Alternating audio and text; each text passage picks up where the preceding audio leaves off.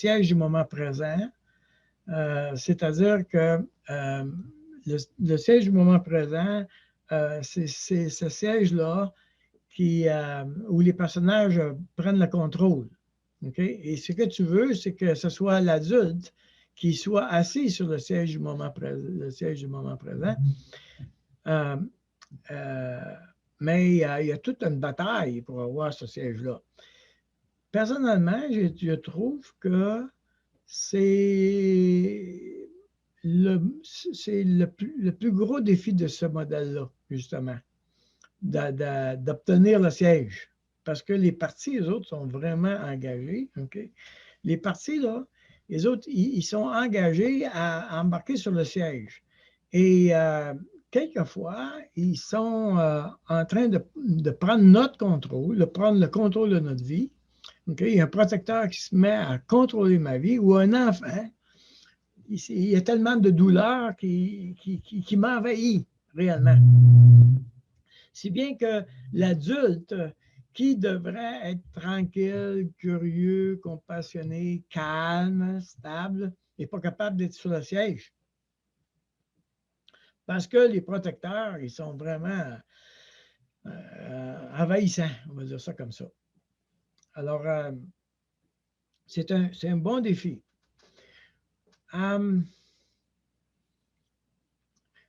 Ça va bien quand on en parle comme ça,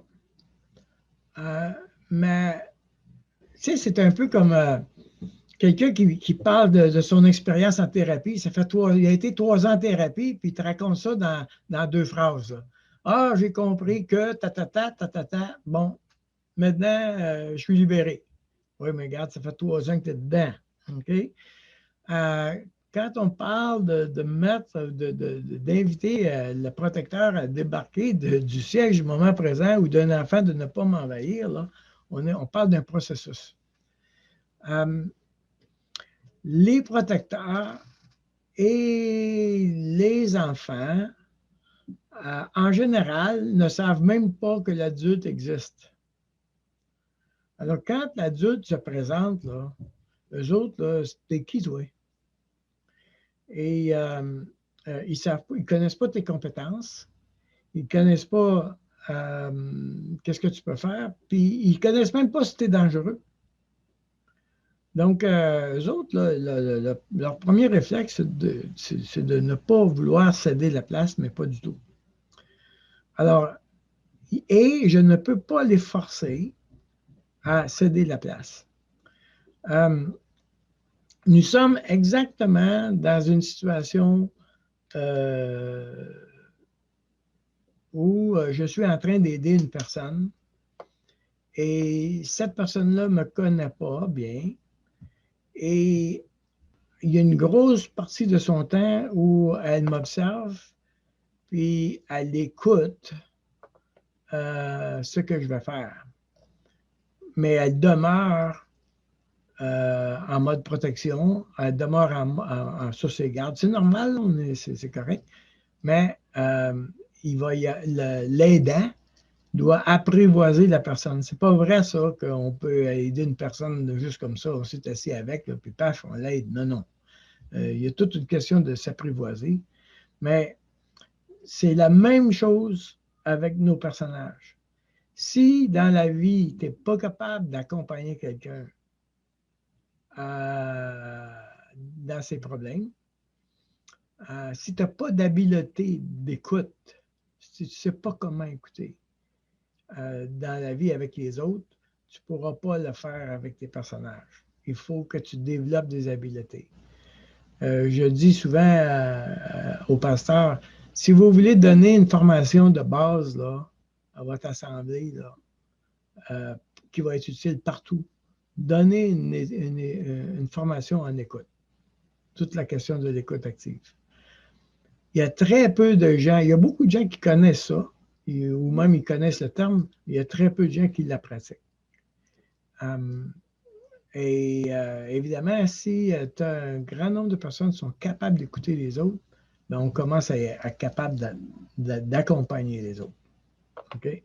Donc,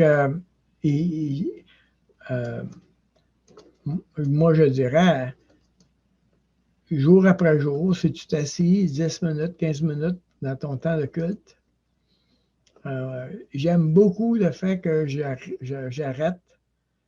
Je demande à mes personnages de débarquer du siège du moment présent. Et je me retrouve, moi, l'adulte, avec le Seigneur. Et là, j'ouvre la parole de Dieu. Mes amis, c'est vraiment intéressant. C'est vraiment intéressant. Tout à coup, mon Dieu est en train de me parler et m'instruire. Il faut comprendre que chaque partie, chaque personnage qui embarque sur le siège du moment présent, lui, là, il a une mission, il y a une chose qu'il veut faire, il veut l'accomplir, il veut protéger. Et donc, il n'est pas en train de vouloir écouter qu'est-ce que Dieu lui dit. Lui, il est engagé, je m'arrange pour protéger mon enfant. Et si c'est l'enfant qui est sur le siège du moment présent, l'enfant veut vraiment prendre le contrôle de ma vie pour être prise en charge et elle n'est pas du tout intéressée à écouter qu'est-ce que Dieu a à dire. C'est l'adulte qui est intéressé à savoir qu'est-ce que Dieu a à dire et l'adulte veut savoir qu'est-ce que Dieu a à dire pour pouvoir parler à ses personnages. Okay? Donc, il faut absolument que les personnages soient d'accord de se mettre de côté. Pour entendre, pour que la voix de l'adulte soit présente, je dois surveiller comment je me sens. Si je suis tranquille, calme, que mes pensées ne sont pas en train de se bousculer constamment, que je ne suis pas en train de réfléchir à planifier ma journée de demain ou de réfléchir à qu'est-ce que je vais répondre à telle personne ou à telle personne. Si je ne suis pas en mode poursuite, on va dire ça comme ça, ou en mode danger, alors je suis avec l'adulte.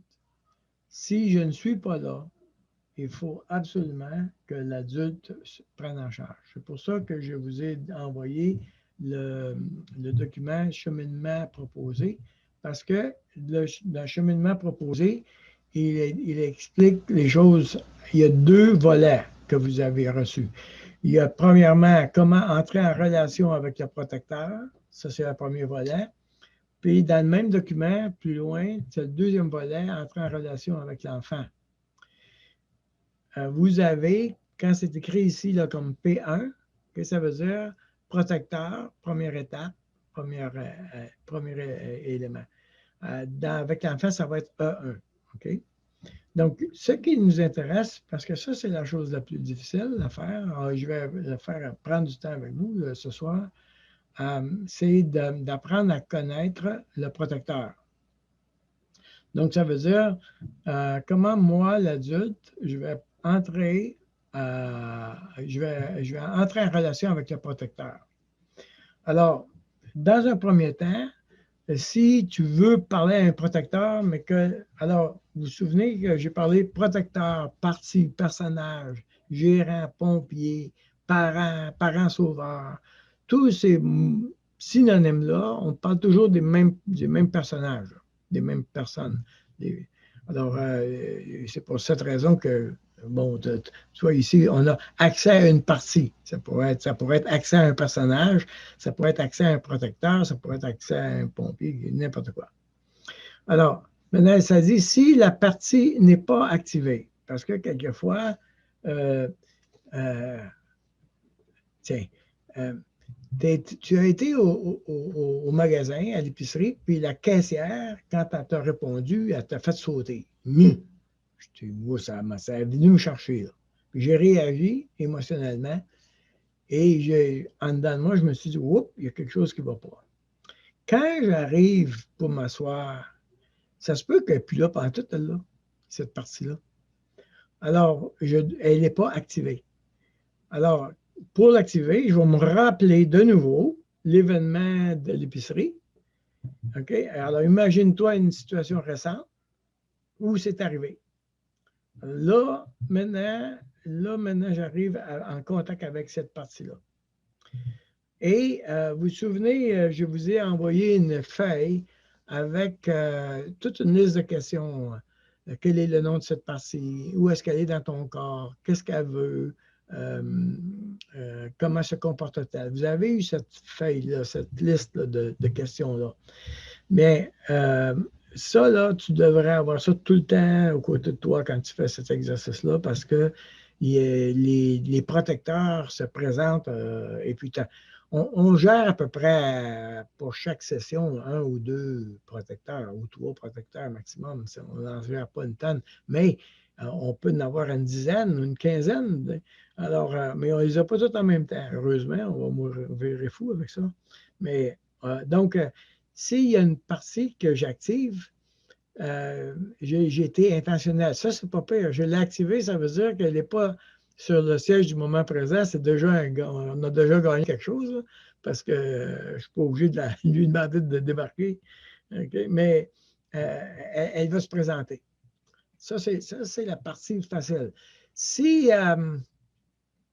le pompier est en route, mon ami, puis il est en mode survie, ou si je suis totalement submergé par la douleur ou la colère ou l'émotion, là, on a un bon défi parce que ça peut prendre un peu de temps pour avoir des permissions pour qu'il soit prêt à se déplacer du siège du moment présent.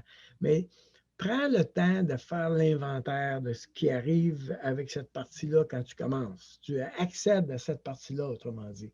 Alors, tu veux faire cette première étape-là.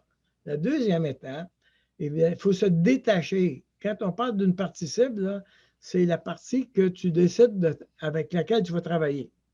Donc, si tu as décidé de parler de t'occuper du protecteur critique, ben, ça va devenir ta partie cible. La partie cible, c'est celle que je choisis avec laquelle je vais m'asseoir pour jaser avec. Alors, si la partie cible, elle m'a envahi, elle m'a chargé de sentiments, alors il faut que je trouve un espace pour me distancer de ça. On n'arrive pas toujours à se distancer, mais aussi on peut arriver à avoir un peu de distance pour que l'adulte puisse commencer à discuter avec. Alors, on a déjà gagné quelque chose. Si on n'est pas capable de discuter avec, c'est-à-dire que je fais juste lui parler, mais elle ne me parle pas, là, il n'y a pas de dialogue. Il faut absolument que la partie commence à me parler, qu'elle dialogue avec moi. Alors, si tu es pris par les croyances de cette partie-là, autrement dit, tu es assis, puis tu veux te retrouver dans le moment présent, puis la partie, elle est totalement engagée à protéger quelque chose. Elle met toute son énergie à te sauver d'une situation quelconque. Ta tête, elle roule. Bien, il n'y a pas de manière d'avoir un dialogue là, parce qu'elle a pris le contrôle. Alors, c'est pour ça qu'on parle d'être mélangé avec la partie cible. Okay? Donc, il faut se démélanger avec cette partie-là. Donc, tu vas demander à la partie de se séparer pour que tu puisses apprendre à la connaître. Et ça veut dire qu'il faut qu'il y ait un élément de recul dans le processus. Et ce mouvement de recul-là va te permettre d'avoir une distanciation.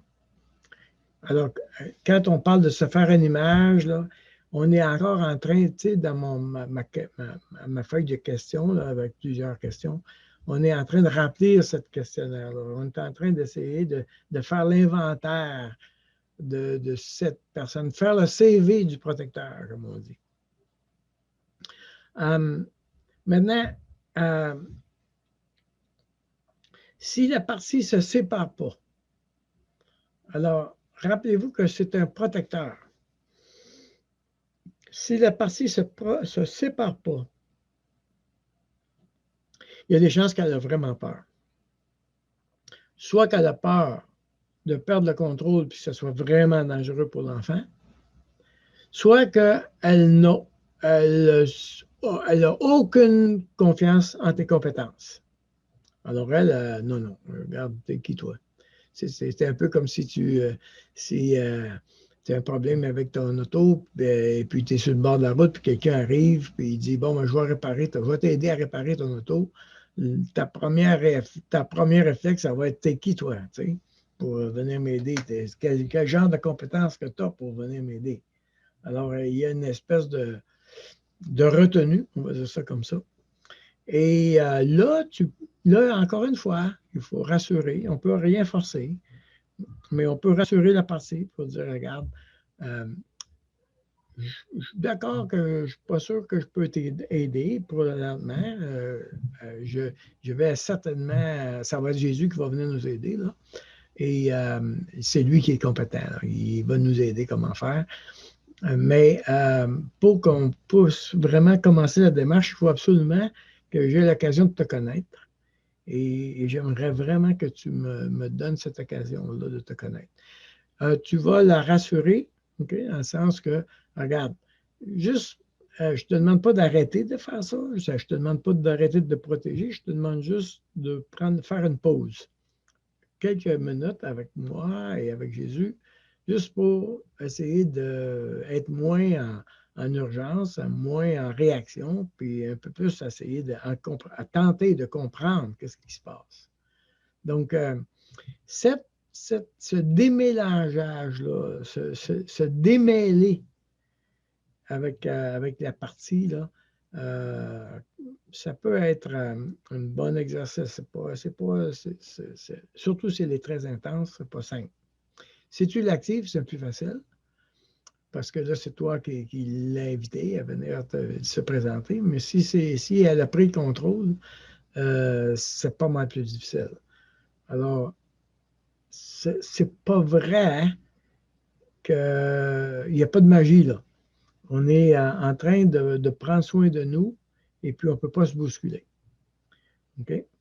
Et on est en train d'apprendre qui on est. Et ça prend du temps à le faire. Si la partie cible ou le protecteur a décidé ou a accepté de se tasser, okay, de se mettre de côté, très souvent, tout de suite, il y a une autre partie qui arrive, on l'appelle la partie préoccupée. Tout à coup, paf, il y a une partie préoccupée qui, wow, il a vu un danger parce que le protecteur n'est plus là. Donc, il y a une autre partie qui arrive. Et elle se pose la question, une minute, qu'est-ce qui est en train d'arriver ici? Voilà. Et là, elle est envahissante, puis elle peut prendre le contrôle de la question. Donc, il faut savoir ça, que les parties préoccupées se présentent assez facilement quand une partie, les protecteurs ont choisi de se mettre de côté ou que l'enfant a choisi de ne pas me submerger de ce monde émotionnel. C'est pas rare, en même, c'est très fréquent, c'est pour ça qu'ils me mettent un pétois, c'est très fréquent qu'il y ait une partie préoccupée qui se présente. Et là, elle aussi, il faut aussi que je me sépare d'elle. Alors, il faut que je lui pose la question, est-ce que tu es prête à te retirer, juste à te calmer, pour que je puisse accéder à la partie cible? Est-ce que tu es d'accord de me donner cette occasion d'entrer, d'accéder à la partie cible? Si la partie préoccupée est disposée à la faire, good. Si elle n'est pas disposée à se retirer, alors, encore une fois, on tombe dans la négociation. C'est autant avec les protecteurs, avec les parties préoccupées, avec les pompiers, avec les enfants. Il y a un temps de négociation, de renseignement, d'enseignement pour rassurer, expliquer qu'est-ce que je veux faire, que je veux faire ça avec Jésus, que Jésus va nous guider, c'est Jésus qui va nous apprendre comment faire les choses, on va le faire ensemble. C'est toi qui vas le faire même, j'ai envie de dire. C'est toi qui vas le faire. C'est pas moi, l'adulte, ça va être toi qui vas le faire. Mais il va falloir ensemble l'apprendre comment le faire. OK? si elle ne veut pas, alors on peut lui demander qu'est-ce qui arrive si tu ne protèges pas, qu'est-ce qui va arriver? Raconte-moi tes peurs. Okay? Donc, tu veux faire l'inventaire de la situation pour savoir qu'est-ce qui arrive. Ici, c'est intéressant parce que si la partie préoccupée, elle ne veut pas se tasser, alors elle va devenir, elle, la partie cible. Autrement dit, OK, on s'occupe de toi maintenant parce que là, c'est évident que tu fais obstacle. Alors, la partie préoccupée va devenir ta partie cible avec laquelle tu vas travailler.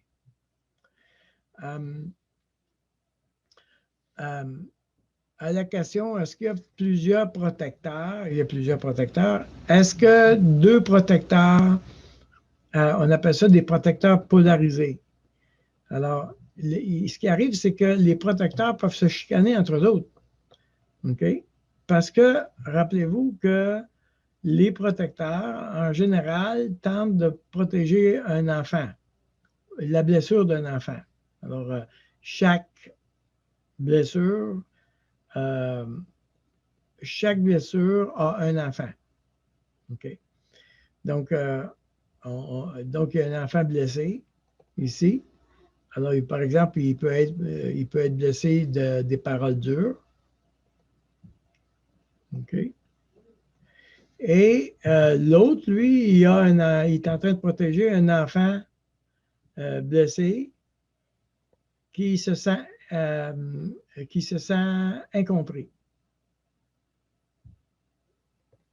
OK?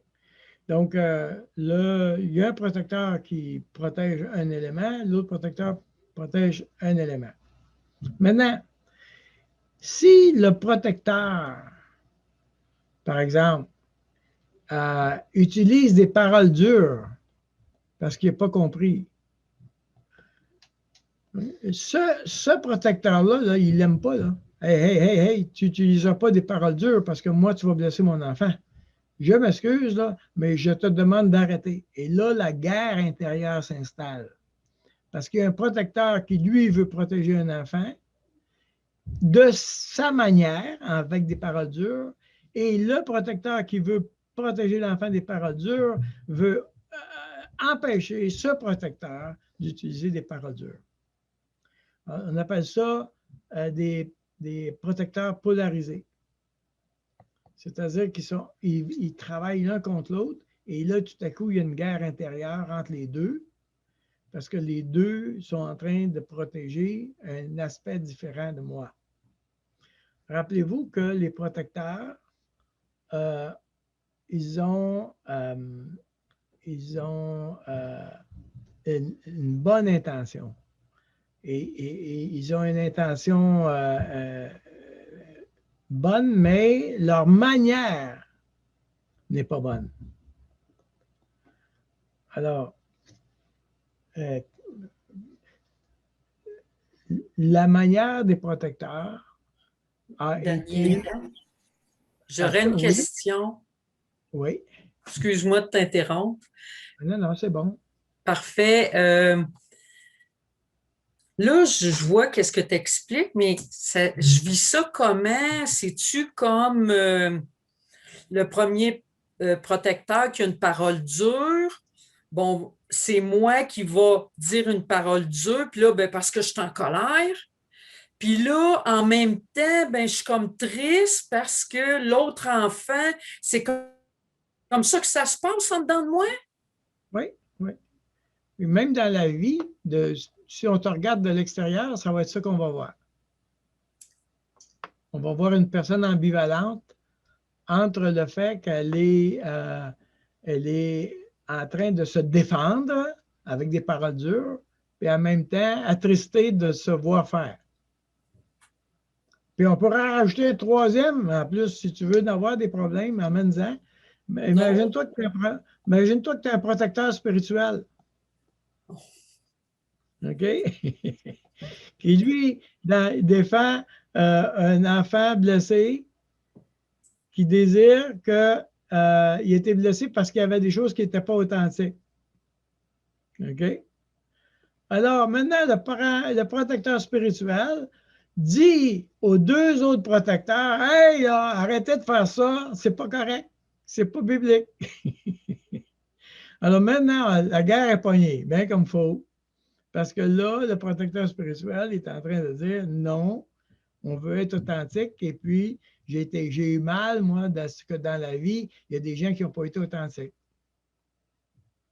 Et là, le protecteur spirituel a décidé, lui, que pour être authentique, il fallait obéir littéralement à la parole de Dieu. Et il impose aux autres à se conformer à la loi de Dieu. Et là, mon ami, il y a un déchirement intérieur extraordinaire parce que il y a une place où je dis, oui, il a raison, mais là, moi, j'ai mal. Il y a des paroles dures qui sont en route. Mais c'est ça, moi, je suis encore incompris. On ne comprend pas ce que je vis. Gna, gna, gna, gna, gna. Là, il y a un autre protecteur qui veut absolument protéger l'enfant qui se sent incompris. Vous voyez la guerre en route, là? Alors, c'est sûr que un bon exemple de ça, c'est bon, Marie, ma femme, a été pendant plusieurs années pour garder dans les services de garde dans les écoles. Et il y a une chose qui était fascinante, c'est que quand il y avait une chicane entre des enfants, il y en a un qui a blessé l'autre, quelque chose de même.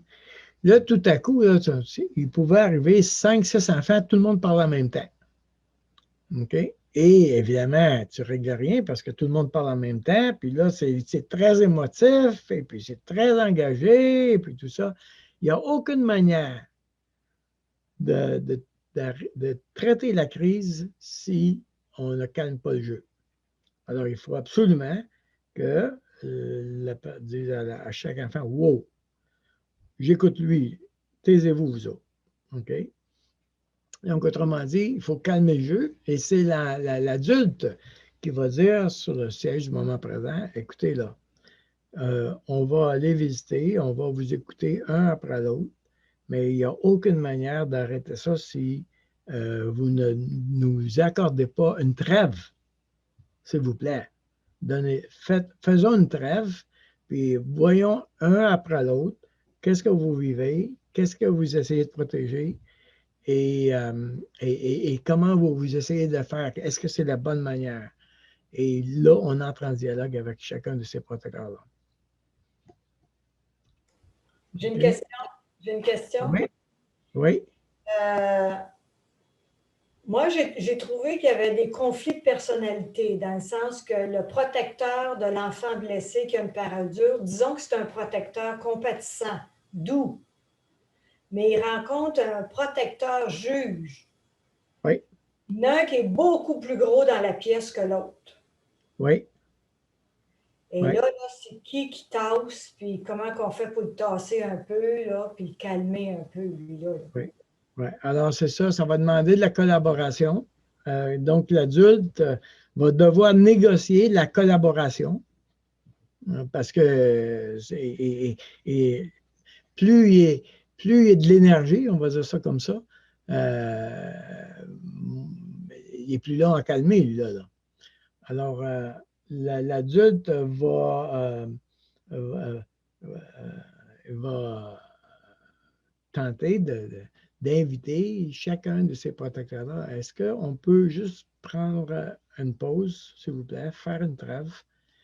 Et j'aimerais te connaître mieux. Maintenant, regardez bien. Si je suis en colère après le protecteur juge, par exemple, tiens, on va donner un exemple comme ça. Si je ne suis pas content de son comportement, bien, ce n'est pas l'adulte, ça. C'est un autre protecteur qui veut faire ça. OK? Parce que l'adulte, lui, là, il est calme, il est curieux, il est en contrôle. Ah oui, qu'est-ce qui t'arrive? Explique-moi ça. Mais si c'est un autre protecteur qui est embarqué, bien, il va dire au juge, hey, calme-toi, là, veux-tu prendre ta place, etc. Si tu as un sentiment négatif envers un des protecteurs, tu sais que ce n'est pas l'adulte. Ça, c'est sûr. L'adulte a un sentiment positif envers chaque protecteur. Alors, ça, c'est vraiment important de savoir ça. Parce que, évidemment, il y a des protecteurs qu'on n'aime pas. OK? Spontanément, il y a des comportements qu'on n'aime pas. Il y a un autre protecteur qui s'est levé en disant, moi, je n'aime pas sur ta manière de faire. Alors, lui aussi, il va falloir qu'il se calme, puis se mette de côté, puis on va prendre le temps éventuellement de lui poser la question, pourquoi tu ne l'aimes pas, lui? OK? Mais si j'ai un sentiment négatif envers un des protecteurs, oui, c'est pas l'adulte qui est sur le siège. Rappelez-vous que l'adulte, lui, c'est l'amour, la joie, la paix, la patience, la bienveillance, la maîtrise de soi, etc. Donc, il faut constamment surveiller, je dirais, qu'est-ce qui se passe dans notre corps. Ça, c'est vraiment, vraiment important. Constamment surveiller qu'est-ce qui se passe dans notre corps. Dans le deuxième document de concept de base, là, que je ne vous ai pas demandé d'imprimer, le concept de base, la dernière ligne d'en bas, complètement du document, ça a été écrit « La manière la plus rapide pour résoudre un problème est de travailler lentement, patiemment et respectueusement avec tous les personnages. » Alors, si tu veux aller vite, prends ton temps. C'est un peu paradoxal, mais il n'y a personne qui aime ça se faire bousculer, puis mes personnages non plus, mes protecteurs non plus, mes enfants non plus. Tout le monde doit être respecté. OK? Alors, évidemment, nous sommes invités à évangéliser notre cœur. Ça veut dire que l'adulte va apprendre de Jésus. Qu'est-ce qui se passe? Jésus dit, je suis le chemin, la vérité et la vie, n'est-ce pas? Donc, l'adulte, lui, il connaît très peu de Jésus. Mais plus il va s'équiper, plus il va apprendre de Jésus, plus il va connaître les principes bibliques, plus il va connaître l'intention de Jésus, etc. Il va entrer en dialogue avec les protecteurs. Et je vais évangéliser mon protecteur. Ça veut dire quoi ça? Ça veut dire que mon protecteur, en discutant avec lui, c'est lui le protecteur qui va se convertir. Autrement dit, ce n'est pas moi qui va lui dire quoi faire, c'est lui qui va se convertir. OK? Alors, c'est quoi ton rôle? Tu veux protéger tel enfant? OK, etc. Tu as choisi cette manière-là, tu trouves que c'est la bonne? Est-ce que tu trouves que ça a des bons résultats? Ben non, ce n'est pas des bons résultats. J'ai bien de la misère avec ça. Est-ce que tu penses que la manière de Jésus pourrait être appropriée? Qu'est-ce que tu penses qui est la manière de Jésus? OK? Est-ce que tu aimerais être informé? Est-ce que tu aimerais voir que ce serait à quoi la manière de Jésus? Et le personnage va arriver à une place où il va dire, ouais, j'aimerais mieux prendre cette manière-là. Et c'est là qu'on parle d'évangéliser son cœur et de renoncer à soi-même. La Bible a dit, on parle de faire mourir les actions du corps, Romains 8:3. OK? Les actions du corps. Faire mourir la mauvaise manière que j'emploie pour me sauver. Et pour adopter la manière que Dieu me donne pour me sauver.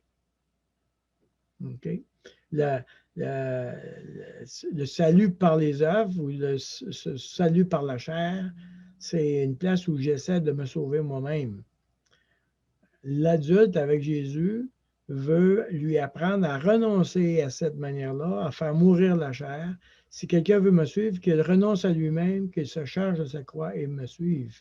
Donc, il y a une place. Les actions du corps, c'était la manière de faire mourir les actions du corps, c'est quand j'accepte de renoncer dans ma vie à quelque chose qui n'appartient pas à Jésus. Alors, l'adulte veut devenir semblable à Jésus, mais il est petit, il manque beaucoup de maturité, il a besoin de grandir, et il entre en dialogue avec Jésus. Il veut l'imiter. Alors, cet adulte-là est à l'école de Jésus. Je termine en parlant avec ce verset-là. Je suis persuadé que celui qui a commencé en vous cette bonne œuvre la rendra parfaite pour le jour de Jésus-Christ. Alors, est-ce qu'il y a des questions là-dessus? Est-ce que ça a éclairé?